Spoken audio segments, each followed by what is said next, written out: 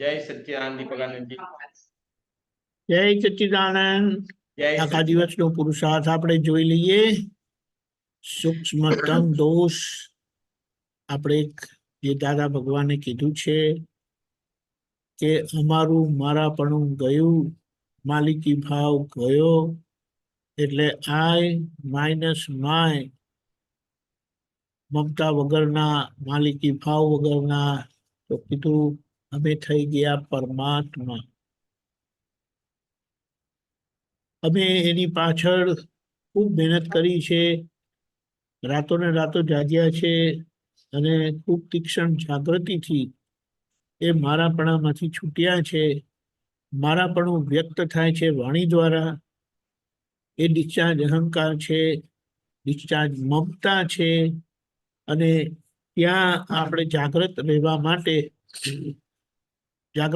માટે પોતાની જ વાણીને સાંભળવાનો ખૂબ તીક્ષ્ણ પ્રયોગ રાખવાનો છે.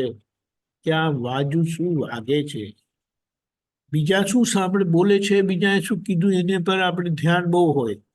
પેલા દાદા કે પછી લંબકર્ણ જેવા થાય. લંબકર્ણ ગધેડાને કહેવાય છે.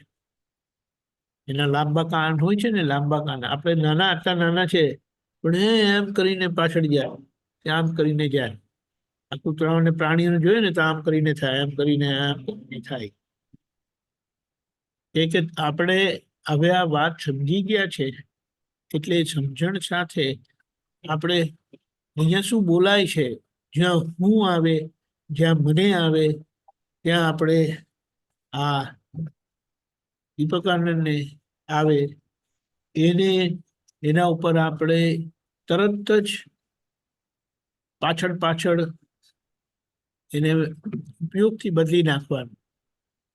હવે બદલાઈ નાખવાનું કે છે એટલે આ ક્રિયા નથી, એ જાગૃતિના પરિણામથી થતી શુદ્ધિકરણની પ્રક્રિયા છે, જે વાણીના લેવલે આખો આપણો દોષ, એ વાણીના લેવલે આખો આપણો પુરુષાર્થ થાય છે.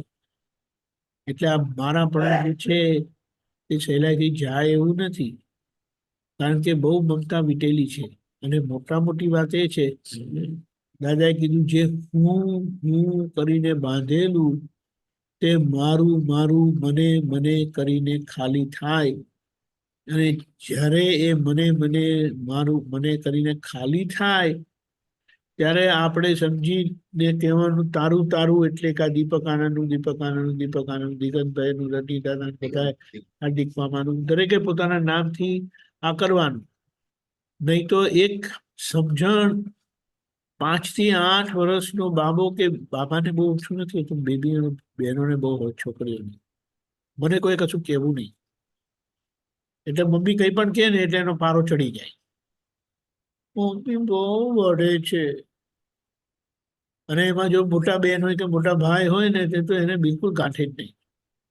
અને જે બધા ઘરમાં છે, આપણે તો ઘરમાં જ બધા નિમિત્તો છે, કારણ કે હિસાબ તો જ્યાં હોય ત્યાં એ પૂરો થાય જ.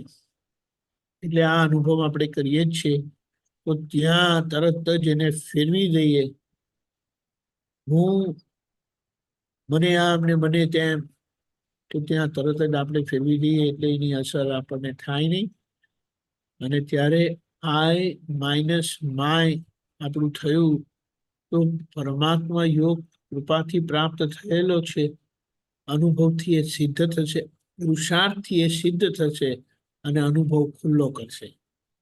એ માટે આપણને બધા ખૂબ જાગૃતિ શક્તિ સમજણ આપે.